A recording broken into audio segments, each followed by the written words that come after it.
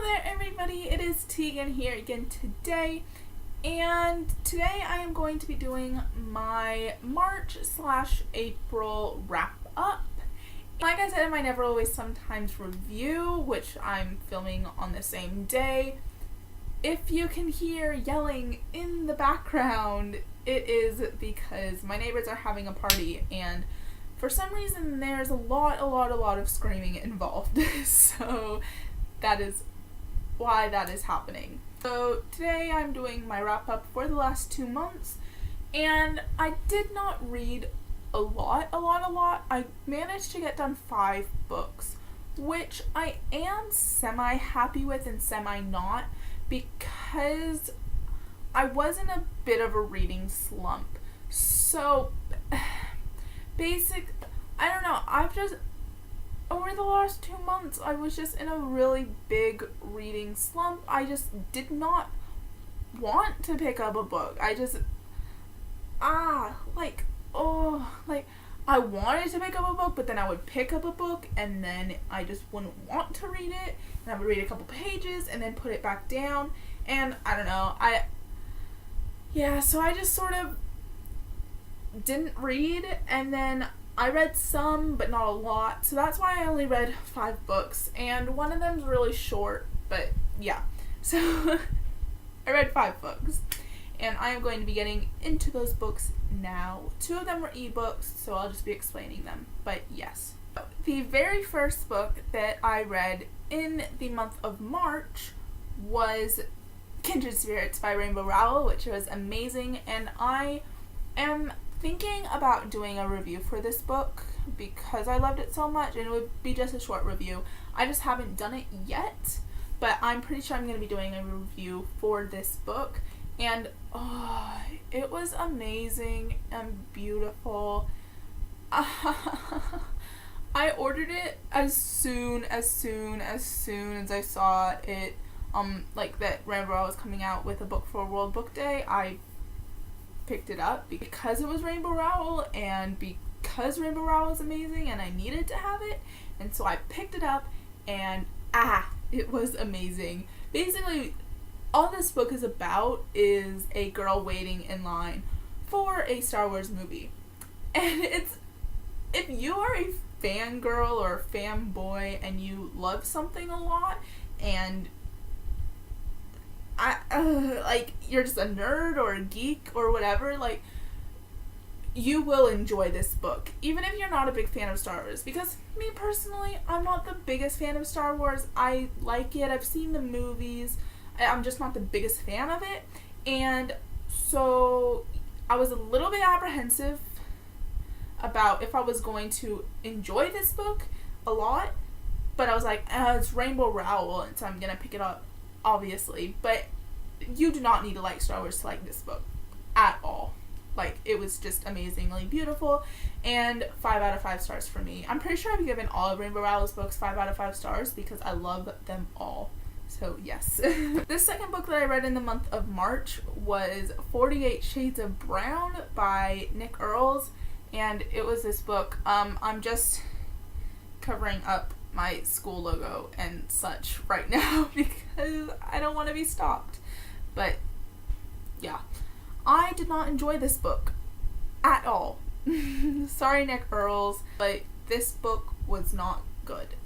I was thinking about possibly doing a review on this book, but I think it would just get really depressing, so I'm just going to tell you why I didn't like it here. What this book is about does not sound bad at all. It sounds like a normal contemporary read.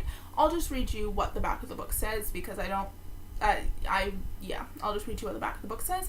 A few months ago, Dan had to make a choice. Go to Geneva with his parents for a year, board at school, or move into a house with his Aunt Jack and her friend Naomi. He picked Jack's place. Now he's doing his last year at school and trying not to spin out, trying to be cool, trying to pick up a few skills for surviving in the adult world. Problem is, he falls for Naomi, and things become much more confusing.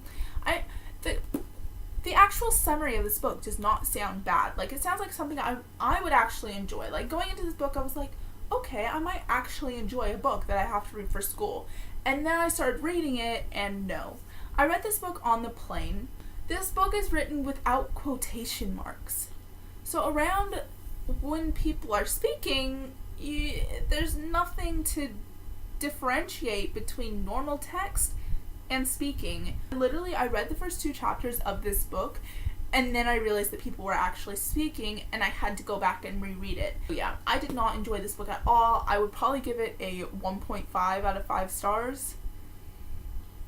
Yeah, I probably would go lower, except for the fact that the premise, like the actual storyline, wasn't terrible. It was just the way it was written out and stuff. So 1.5 out of 5 stars, which is not very good at all, but that's what I'm going with. I did not enjoy this book. The third book that I read in the month of March, I read 3 books in March and only 2 in April, but the third book that I read in March was Miss Peregrine's Home for Peculiar Children by Ransom Riggs, which is a beautiful book, and it was a reread by me. I read it on the plane ride, and I read it on my Nook, so I don't have a copy of it, and I can't actually find my Nook to show you the picture, but, you know, yeah. It's an amazing book. I love it. Basically what this book is about is it's about a boy named Jacob who goes on this mission because his grandfather has been telling him all of these stories, and so he decides to go on a mission and try and figure out these stories for himself, and he ends up finding this school full of peculiar children, full of all these children that have all of these magical powers, and he goes in and he's basically just living his life around that. But it's really, really, really, really, really, really good. I am trying to get the physical copies of these books because I love them so much, and I still have not read Library of Souls, the third and last book in this trilogy, and I really, really want to, so I want to get the physical copies so I can actually read them, because although I do have them on my Nook, I like physical copies of books, as you might have been able to tell, so yes. And Miss Peregrine's, what rating would I give it? I don't think I've ever given it a rating on Goodreads, but I think I would have to give it like a 4.75 out of 5 stars. It's a really, really good book. So, the fourth book that I read in the last 2 months, and this was the first book that I actually read in April, was a book that was sent to me for review by Blaze Publishing, so thank you so much to Blaze. But it was called Because I Love You by Tori Rigby, and I read it on my phone because it was an ebook copy and I didn't feel like copying it over to my Nook. And that is the cover, if you can see it. I don't know. It's a really cool cover. It's basically just a bunch of hearts. I don't know. Can you see it better now? Sort of. I don't know. I film on my laptop and it's really crappy.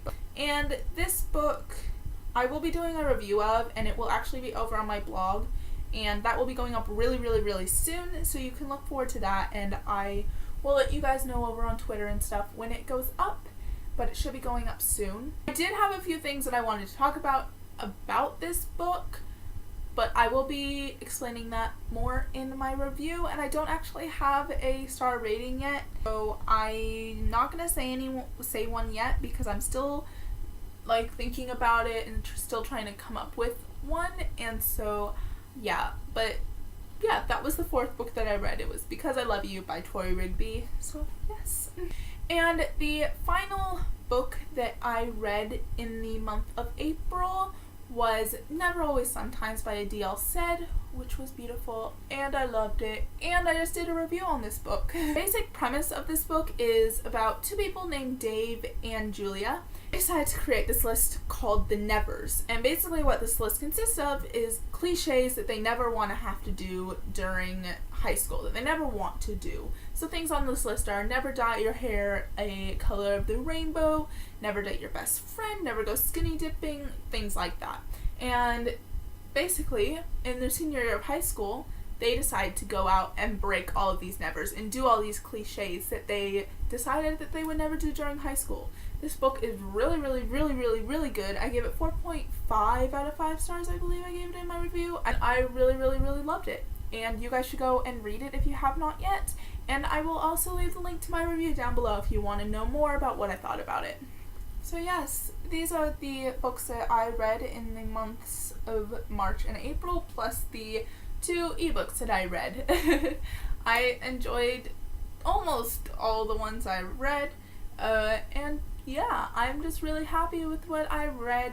It does suck that I only read 5 in the month of March and April, but I mean, I was in a reading slump. I was in America. I did have a lot of schoolwork and all that going on, so I didn't have a lot of time to read, and then I was also in my reading slump. So it all worked together to me only getting done 5 books in the last 2 months. But I am hoping to read more next month, and that I will explain that more in my TBR. If you enjoyed this video, you can give it a big thumbs up, and I would really appreciate that.